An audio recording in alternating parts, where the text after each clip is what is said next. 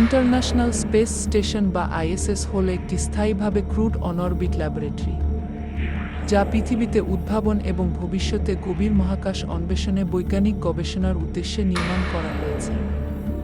ISS আমাদের জ্ঞানকে প্রসারিত করে এবং পৃথিবীতে জীবন উন্নত করার জন্য একটি বিশ্বব্যাপী প্রচেষ্টার প্রতিনিধিত্ব করে। আইএসএস তার প্রযুক্তির মাধ্যমে মহাকাশে গভীরভাবে বস্তুসমূহকে পরীক্ষা করে, যা চাঁদ, মঙ্গল গ্রহ এবং তার বাইরেও আমাদের নাগাল প্রসারিত করবে।